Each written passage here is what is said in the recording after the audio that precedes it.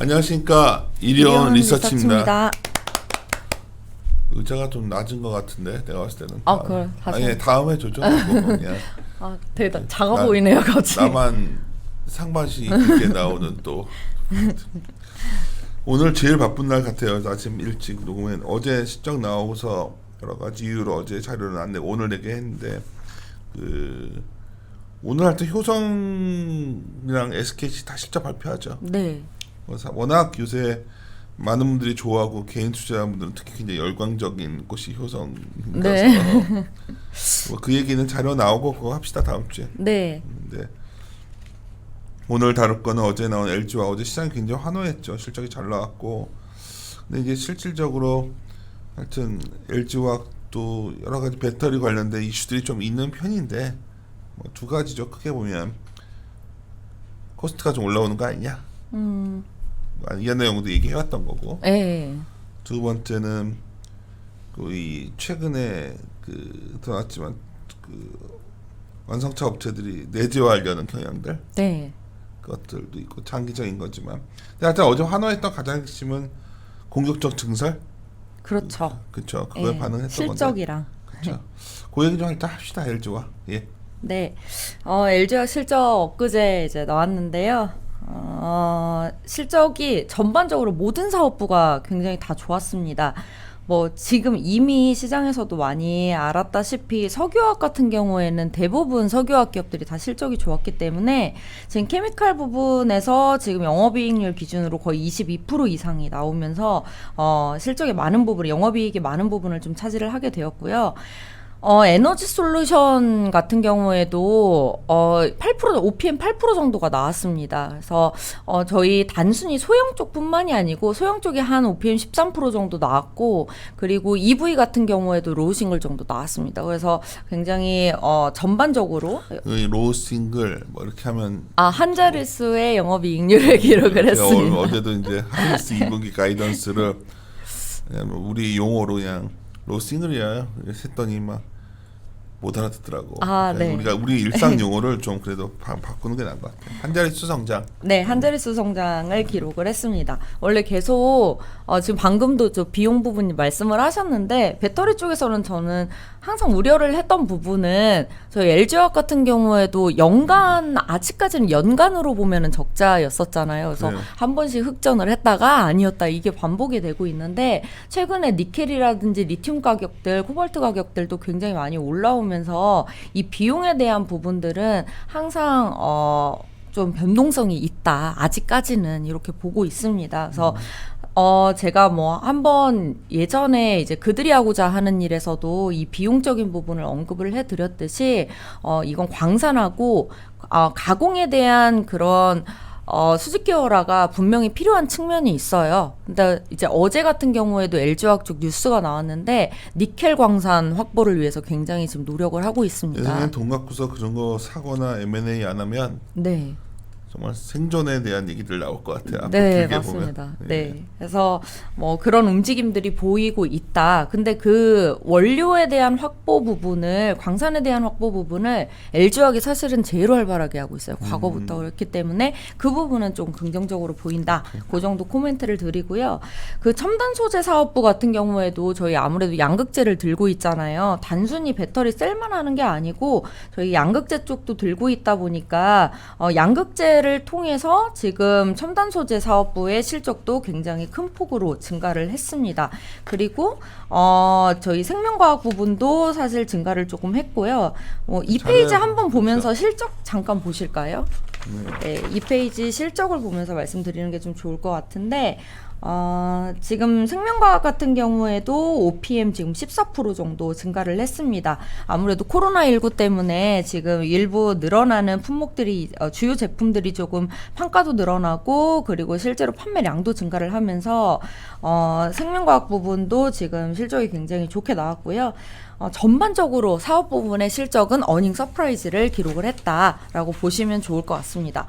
그러면 LG화학의 어떤 부분이 더 긍정적으로 보이는 측면이 있었냐면, 사실 실적 발표에서 첫 페이지 다시 보시면은 증설 스케줄을 전 사업 부분에 걸쳐서 이야기를 했습니다. 그리고 증설뿐만이 아니고 저희 예를 들어서 IPO를 하게 되면은 석유화학 부분은 그런 가치가 많이 떨어지지 않을까? 그럼 첨단 소재 사업 부분은 구조조정은 다 했는데 양극재 이외에 뭐가 있지? 막 이런 이야기들이 많이 있었거든요. 근데 그런 부분들에 대해서 좀 해소가 되지 않았나 이렇게 보고 있고요.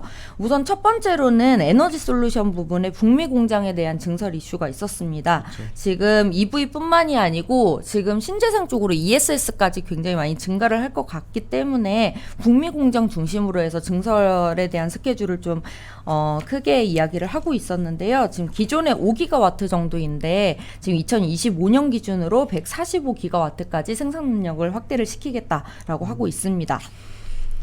그리고 저희 이제 셀만 이렇게 증설을 하면은 사실 완성차 아까 내재화 부분도 말씀을 하셨는데 내재화하게 되면은 그러면 뭐가 남느냐 이런 부분도 있었는데 첨단 소재 사업부에서 양극재를 들고 있었고 거기에다 크게 증설하는 움직임이 보이지 않고 있었는데 이번에 2025년까지 26만 톤까지 확대를 하겠다라고 이제 발표를 했습니다. 거기에 추가적으로 지금 배터리 소재 쪽 관련해서 M&A를 검토를 하고 있고 이 부분에 대해서 2분기 아니면 늦어도 3분기 안으로는 발표를 하겠다라고 하고 있기 때문에 그 부분이 좀 많이 긍정적으로 작용을 했다라고 보시면 될 것 같고요. 지금 석유화학 같은 경우에는 아무래도 친환경 소재 쪽으로 지금 M&A 물건을 많이 찾고 있습니다. JV도 많이 시도를 하고 있고, 그래서 뭐 최근에 이너보트라고 이제 코어하는 그런 부분들도 이야기가 나왔는데, 그 관련된 친환경 소재 관련 시장 제품을 7월 이내로 좀 출시를 하겠다라는 계획을 발표를 하면서 지금 전 사업 이번에 좀 실적이 많이 좋았잖아요. 그래서 이번에 많이 들어오는 수익성을 가지고 지금 본격적으로 투자를 지속을 하겠다라는 이야기를 하고 있습니다. 제가 완성차 내재화 부분 조금 코멘트를 드리면은 저는 완성차 내재화 부분에서 고민해야 될 부분은 내재화를 하기 때문에 지금 셀 모듈 업체들은 조금 꺾일 그러니까 가동률이라든지 뭐 점유율이 좀 빠질 수도 있는 거 아니냐 이런 부분들을 고민을 하시는데 사실 완성차 입장에서는 내재화를 완전히 전 라인을 시킨다. 그렇게 되면 적자예요. 사실 가동 돌릴 때마다 적자인데 전 내재화를 일부 하려는 이유를 이렇게 보고 있습니다. 그 원가 관리, 원가 구조를 제대로 파악을 하고 싶은 거예요. 그래야지 사실 최근에 완성차하고 지금 배터리 업체들 지금 화재에 대한 이슈들도 있었고 이에 대해서 리콜에 대한 이슈들도 발생을 했었는데 그럴 때 이제 앞으로는 이렇게 완성차와 배터리 업체들의 소송에 대한 문제들도 생겨날 수가 있어요. 이제 그랬을 때 원가에 대해서 완벽하게 좀 파악을 하고 있어야 그 부분을 대응할 수 있기 때문에 일부 하는 게 아닌가 또 그 점도 고려가 되고 있습니다. 있고, 네. 예를 들어서 그런 것들을 결국 장기적으로 보면 장기적인 이슈죠. 이게 뭐 단기적으로 어떻게 내재가 그렇죠. 되겠어요. 단기적으로는 안 되고 뭐 당장 주가에 영향 미치는 변수라 보지는 않는데 또 우리가 이제 최근에 워낙 배터리 쪽에 대한 선호도가 높다 보니까 무조건 이런 거는 안 돼.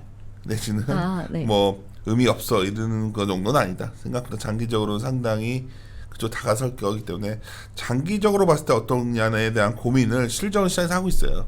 실질적으로는 장기에 대한 고민이니까 너무 이거 갖고 염두에 두지 말되 뭐 좀 감안하셔야 된다 여러 가지로 생각보다 많이들 진행되는 것 같아서 그건 넘어가고 두 번째 오히려 이제 직접적인 투자에 관한 건데 이제 LG화학 하면 떠오르는 게 결국은 그 LG 에너지 솔루션이죠. 네.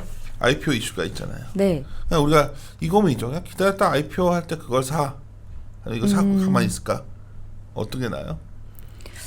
아무래도 연내에 아니면은 늦어도 내년 초에 지금 IPO를 계획을 하고 있기 때문에 지금 막 신규 매수세가 들어오긴 되게 애매한 구간이잖아요, 사실. 그래서 저는 실적도 좋고 다 좋긴 한데 업사이드는 조금 한정이 되지 않을까. 단기적으로 우리의 미래인 건 분명하기 때문에 하나 궁금한 것 중에 하나 두 가지인데 내가 배터리는 전문가는 우리 이한나 연구원이니까 중국이 생각보다 많이 이게 발전했다면서요.